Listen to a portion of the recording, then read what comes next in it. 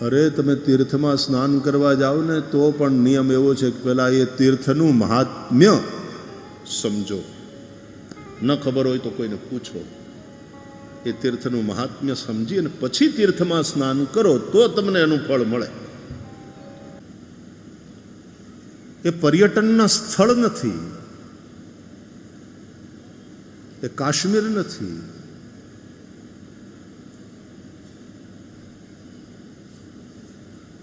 એ રોમ Italy નથી, એ Switzerland નથી, એ ઊટી નથી, એ હરિદ્વાર છે, ઋષિકેશ છે, એ વ્રજ છે, કે અયોધ્યા છે, કે દ્વારકા છે. આ બધા તીર્થ અને ધામ છે, આ પવિત્ર સ્થાન છે. ત્યાં ફરવા નથી જવાનું, ત્યાં જાત્રા કરવા જવાનું છે. એ યાત્રા છે, એ પર્યટન નથી. It's not a tourism, it's a pilgrimage.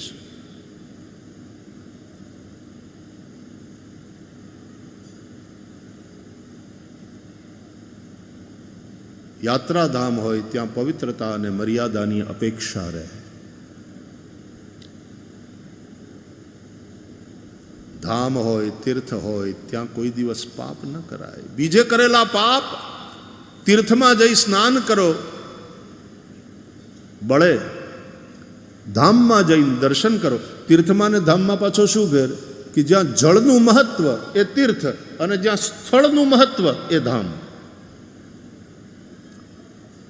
અયોધ્યામાં સ્થળનું મહત્વ છે, ધામ. કેદાર ધામ, બદ્રી ધામ, રામેશ્વર ધામ, દ્વારકા ધામ, વૃંદાવન ધામ.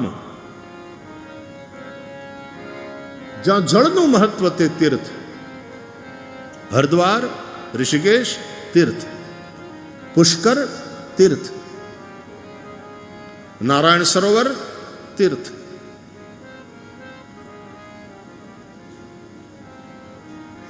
તરતી અનેન ઇતિ તીર્થ.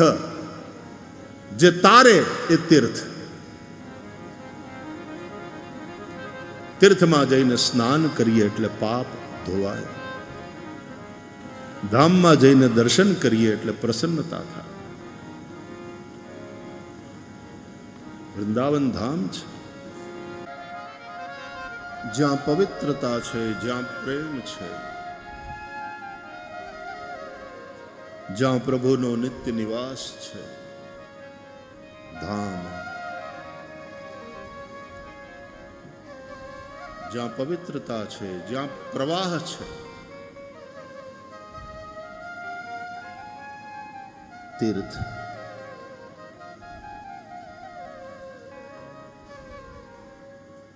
તીર્થ અને ધામની યાત્રા થાય. તીર્થમાં સ્નાન, ધામમાં દર્શન.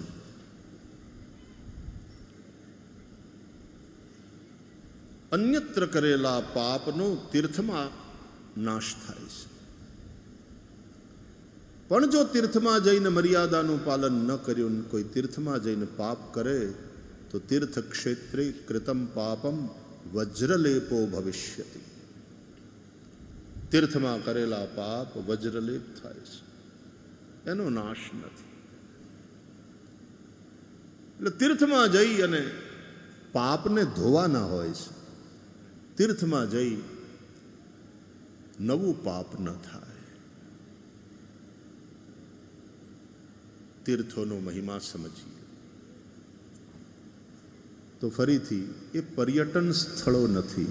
અનફોર્ચ્યુનેટલી હમણાંથી યાત્રાના ધામ અને તીર્થના સ્થાન પણ પર્યટન સ્થળમાં ફેરવાતા જાય. ત્યાં સુવિધા વધે તે સારી વાત છે. આમ તો બહુ સુવિધાની જરૂર નથી, શ્રદ્ધાની જરૂર છે. પણ હવેનો સમય એવી રીતનો છે કે અમુક સુવિધા માણસને જોઈએ. પણ ત્યાં ક્લબ ખુલે ને ત્યાં ડાન્સ થતા હોય ને ત્યાં પાર્ટીઓ થતી હોય, ત્યાં ડ્રગનું સેવન થતું હોય, ત્યારે તીર્થની પવિત્રતા જોખમાય છે. આવા યાત્રાધામની મર્યાદાનો ભંગ થાય છે.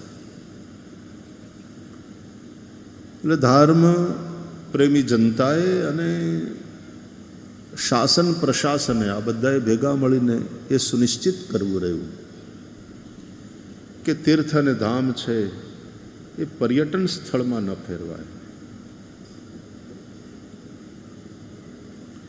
પર્યટન સ્થળ બીજા ઘણા બધા છે, એનું ડેવલપમેન્ટ થાય, ત્યાં મોજ કરવા જાઓ વચ્ચે વચ્ચે, નો પ્રોબ્લેમ.